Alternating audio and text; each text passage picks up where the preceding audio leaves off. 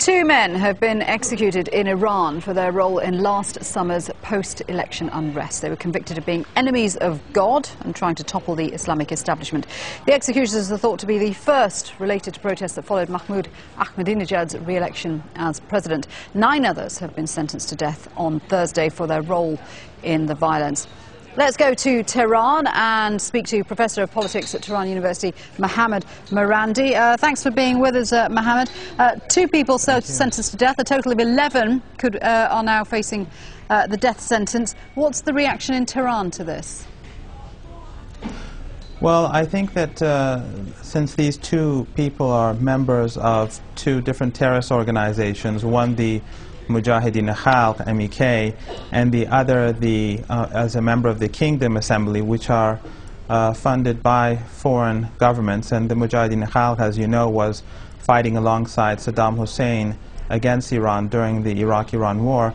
There isn't much sympathy for these people, these 2 who have been executed. With all due respect, but I think that there's Mohammed, with all due respect, Human Rights Watch, the human rights group, has said this week that these trials were simply show trials, that there's evidence that many of those arrested have been coerced into giving confessions, and there's evidence that some were tortured. How can these trials be taken seriously? Well, I'm not very much familiar with the case. Human Rights Watch would obviously, and Amnesty, they are ideologically bound to the West, and Iran is regularly condemned by them. It has been over the last 30 years. Even during the time when Mr. Mousavi was Prime Minister of Iran, he was regularly, and Iran was regularly condemned. But the fact that these terrorist organizations were involved is something that they themselves have admitted. The MEK had stated that they will be involved in, and that they were involved in the events in Tehran. And since the members of this organization were part of an armed rebellion against the country, and they fought alongside Saddam Hussein, there really isn't any sympathy for them. But my point is, if coercion is suspected in any way, doesn't that simply inflame the situation in Iran, and doesn't that galvanize the reform movement?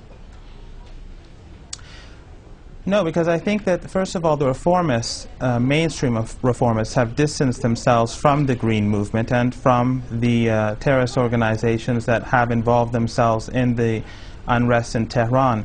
Most of the mainstream players, for example, the parliamentarians, Mr. Tabish, Mr. Kawakibian, and others, they have basically completely distanced themselves from these people. So the reformist movement is there. Whether there was coercion or not, I think that is something that's based, these are accusations made by Western powers. I don't think that everyone in Iran would agree with that.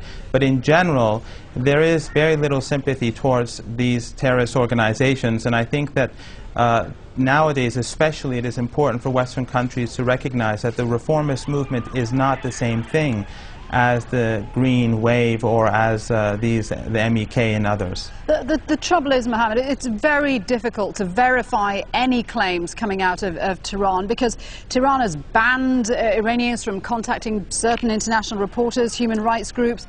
I mean, it raises the question, why is it doing that if everything is above board? Well, Iran has always had a very problematic experience with the Western media, and they too have, the Iranians themselves have grievances with regards to the Western powers and Western governments and Western media. But I also think one has to take into account the fact that in Iran there are very diverse views.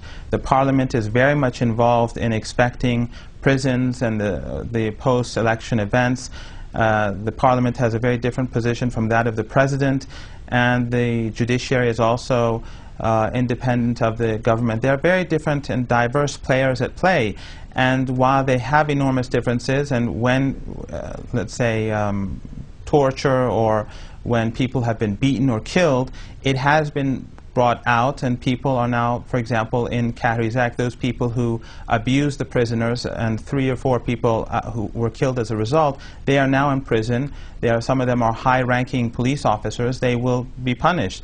And Parliament is satisfied with the way things are going. In fact, father of one of those people who was killed spoke to me and said he was very satisfied with the way things have progressed so far. Okay, so I really think that the Western media, there. when it comes to Iran, is not very... Well, that's the point I want to pick up on. Just stay there for 1 minute. I just want to get your reaction to this. President Barack Obama, of course, gave his State of the Union address. He did touch on Iran, and this is what he had to say. The international community is more united, and the Islamic Republic of Iran is more isolated. And as Iran's leaders continue to ignore their obligations, there should be no doubt they, too, will face growing consequences. That is a promise. President Obama there saying Iran is becoming more isolated. Do you feel more isolated sitting there in Tehran? No, I think there are a number of problems with what he said. Before that, he also claimed that Iran is pursuing nuclear weapons, and that runs against what the International Atomic Energy Agency has been saying for years. So I think many Iranians will see him as being dishonest here. And also, I think that basically Iran's problem is with the United States and a number of Western European powers and Israel, and that most of the international community, such as the Non-Aligned Movement and the Organization for the Islamic Conference, these are all organizations that have backed Iran, and they consist of the majority of the world's people and the countries of the world. Also, he has said that he will support, the opposition, meaning not the reformists, but those who are now, such as the Mujahideen Khalq and those who have participated in the Ashura riots.